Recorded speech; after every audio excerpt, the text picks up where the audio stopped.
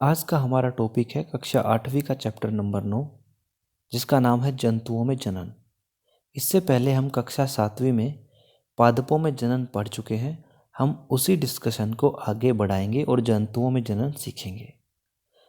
सबसे पहले जनन की आवश्यकता क्या होती है और जनन का अर्थ क्या होता है, उस चीज़ को समझते हैं। वह प्रक्रिया जिसके द्वारा जीव अथवा पादप अपने जैसे नए जीव या संतान पैदा करते हैं, उस प्रक्रिया को हम जनन या प्रजनन कहते हैं। अब जनन की आवश्यकता क्यों होती है? देखो, कोई भी प्रजाति या कोई भी जीव अगर जनन करना बंद कर देता है तो उसकी प्रजाति धीरे धीरे विलुप्त हो जाएगी, समाप्त हो जाएगी। तो अपनी प्रजाति और स्पीसीज को विलुप्त होने से बचाने के लिए जनन करना आवश्यक है। जनन की विधियां, जिस तरह पौधों में जनन की 2 विधियां थी, उसी प्रकार जंतुओं में जनन की 2 विधियां हैं। पहली लैंगिक जनन और दूसरी अलैंगिक जनन। हम एक एक करके इन दोनों विधियों को पढ़ते हैं।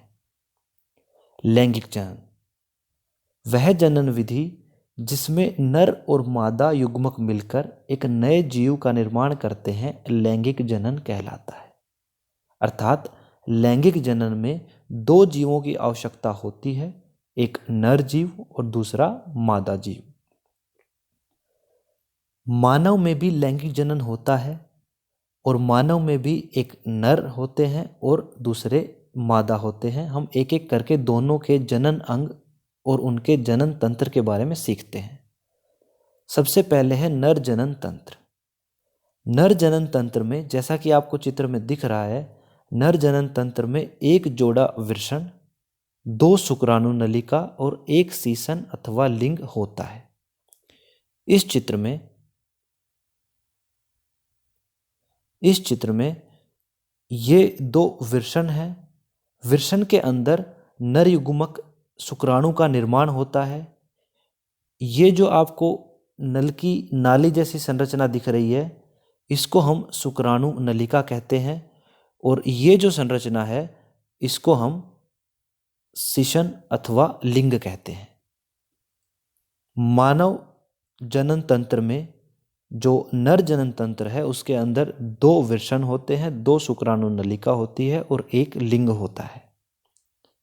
नर युग्मक का नाम शुक्राणु होता है और शुक्राणु का निर्माण वृषण में होता है। इस चीज़ को ध्यान रखिएगा। शुक्राणु की संरचना कुछ इस तरह की होती है। शुक्राणु की संरचना या शुक्राणु को हम टोटल 3 भागों में बांट सकते हैं। पहला भाग है इसका सिर। इसके सिर में इस शुक्राणु कोशिका का केंद्रक रहता है। दूसरा इसका मध्य भाग और तीसरा भाग होता है इसकी पूंछ। शुक्राणु की जो पूंछ होती है वो इसको आगे बढ़ने में, आगे मूव करने में मदद करती है, जिस तरह से मछली को तैरने में उसके पंख मदद करते हैं। इसके बाद हम देखते हैं मादा जनन तंत्र। मादा जनन तंत्र के अंदर 2 अंडाशय होते हैं, जिनके अंदर मादा जनन का जो युग्मक होता है, जिसे अंडाणु या डिंब कहते हैं, उसका निर्माण होता है। उसके अलावा अंडवाहिनी होती है और साथ में एक गर्भाशय होता है। गर्भाशय वो स्थान है जहाँ पर जो भ्रूण है या फिर जो शिशु है, उसका पूरा विकास गर्भाशय के अंदर होता है।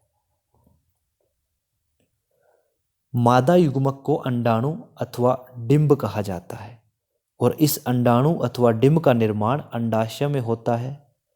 हर महीने इन दोनों अंडाशय में से किसी एक अंडाशय से एक अंडाणु अथवा डिंब निकलता है। अंडाणु की संरचना कुछ इस तरह से होती है कि वो एक अंडे जैसा गोल गोल दिखता है और उसके बीच में उसका केंद्रक होता है। ये एक अंडाणु अथवा डिंब की संरचना है। इसके बाद है निषेचन प्रक्रिया। निषेचन वह प्रक्रिया है जब अंडाणु और शुक्राणु मिलकर आपस में संलयित हो जाते हैं, मिल जाते हैं, तो उस प्रक्रिया को हम निषेचन कहते हैं। निषेचन प्रक्रिया के फलस्वरूप जब नर और मादा युग्मक मिलते हैं तो उनका युग्मनज बनता है। युग्मनज का अर्थ होता है जब नर और मादा युग्मक के केंद्रक मिलके एक कोशिका बनाते हैं, उसे हम युग्मनज कहते हैं। यही कोशिका आगे और ज़्यादा विभाजित होके अनेकों कोशिका बना के भ्रूण का निर्माण करती है और यह भ्रूण गर्भ का निर्माण करता है। गर्भ उस अवस्था को कहते हैं जब जो शिशु या गर्भ जो बन रहा है गर्भाशय के अंदर, उसके सभी के सभी अंग विकसित होना शुरू हो जाएं और तत्पश्चात जो गर्भ है वो विकसित होते हुए नवजात शिशु का निर्माण करता है।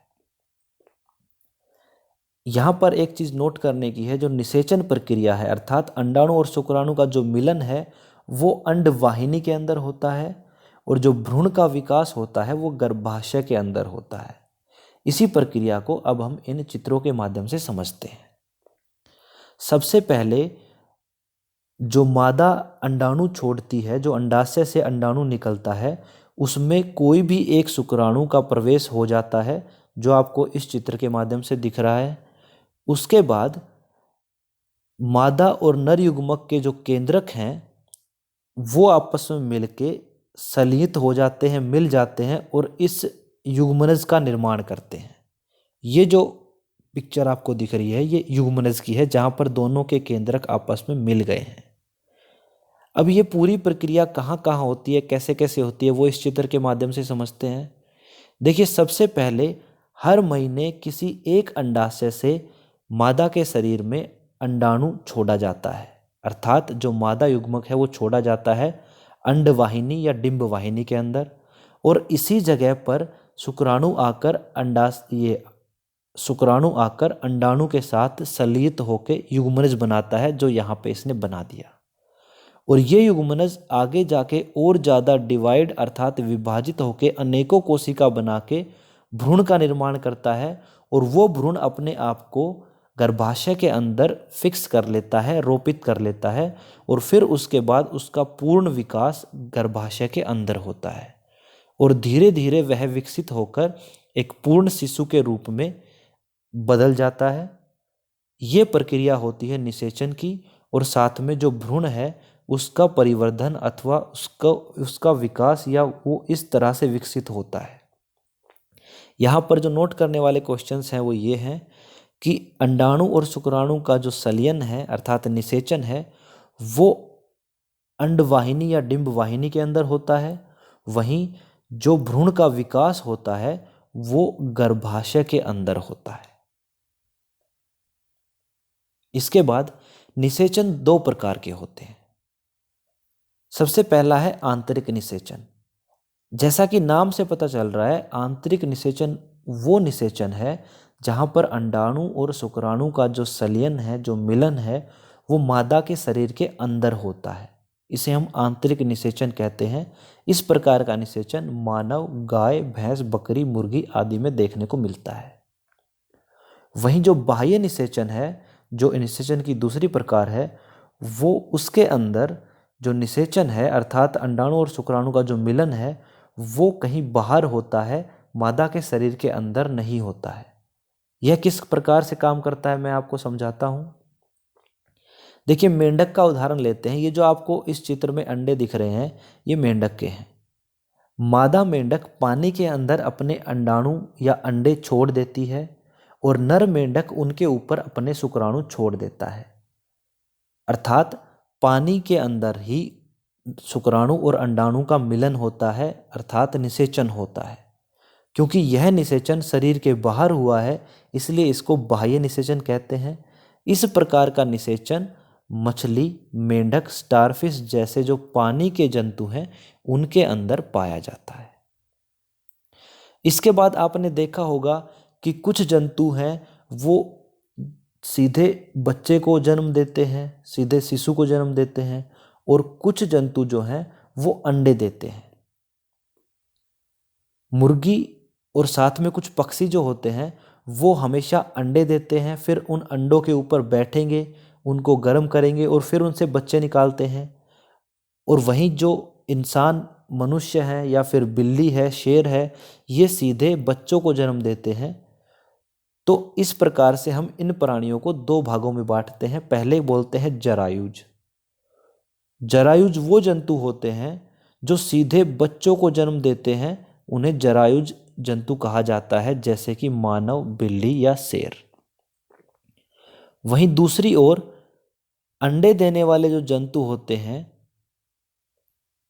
जो अंडे देते हैं और अंडों को फिर गर्म करके उनके ऊपर बैठकर बच्चों को निकालते हैं, ऐसे जो जंतु हैं उनको अंडपरजक जंतु कहा जाता है।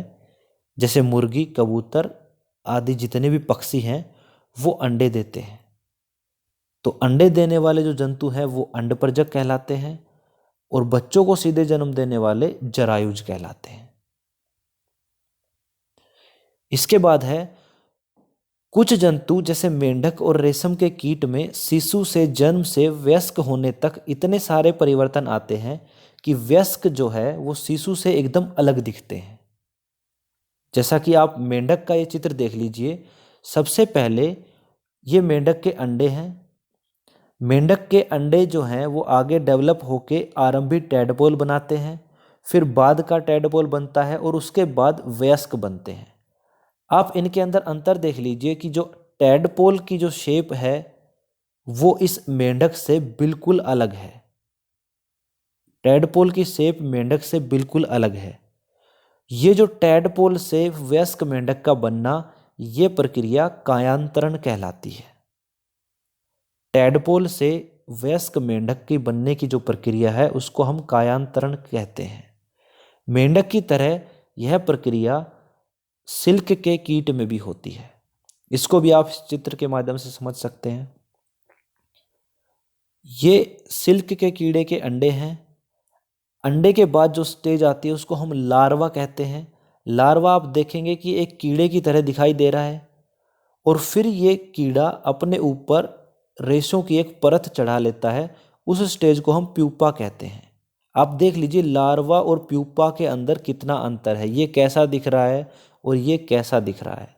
उसके बाद प्यूपा जो है आगे डेवलप होके पूरा संपूर्ण जो सिल्क का कीट है, वयस्क सिल्क का कीट है, वो बन जाता है जो एक तितली की तरह दिख रहा है। तो यहाँ पर इन सभी की जो शेप है उनके अंदर कितना ज़्यादा अंतर है, यही हमने समझना था। और यहाँ पर कई बार एग्जाम में पूछा जाता है कि सिल्क के कीट की जो सभी स्टेज हैं वो आप उसका डायग्राम बना के बताइए। तो ये डायग्राम आपके सामने है। सबसे पहले अंडे, उसके बाद जो कीड़े जैसी संरचना दिख रही है उसको हम लार्वा कहते हैं। लार्वा अपने ऊपर एक रेशे की परत चढ़ा लेता है तो उसको प्यूपा या कोकून भी कहा जाता है। फिर वह पूर्ण वयस्क में डेवलप हो जाता है, विकसित हो जाता है। इसके बाद आता है अलैंगिक जनन। जिस तरह से हमने पढ़ा था, लैंगिक जनन में एक नर जीव की आवश्यकता होती है, दूसरा मादा जीव की आवश्यकता होती है, अर्थात दो जीवों की आवश्यकता होती है। वहीं इसके बिल्कुल विपरीत इस प्रकार के जनन में नई संतति या नई संतान पैदा करने के लिए दो जीवों की आवश्यकता नहीं होती, एक जीव से ही नए जीव का निर्माण हो जाता है। अलैंगिक जनन हाइड्रा, अमीबा जैसे कुछ सूक्ष्म जीवों में देखने को मिलता है।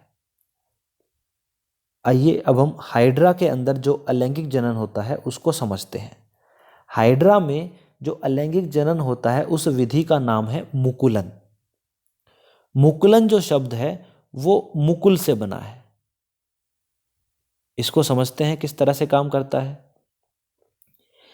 देखिए, जब एक हाइड्रा पूरी तरह से वयस्क होता है तो उसके शरीर से एक मुकुल जैसी संरचना बाहर निकलती है और आगे चल के वो मुकुल जैसी संरचना थोड़ा सा और ज़्यादा विकसित हो जाती है और कुछ समय के बाद वो एक हाइड्रा जैसा वो जीव था उसी की शेप लेते हुए पूरी तरह से विकसित हो जाती है और इसके बाद ये इसके शरीर से अलग होके एक नए जीव का निर्माण कर देती है। एक हाइड्रा जो पहले से था और दूसरा हाइड्रा हमें यहाँ से मिल जाता है।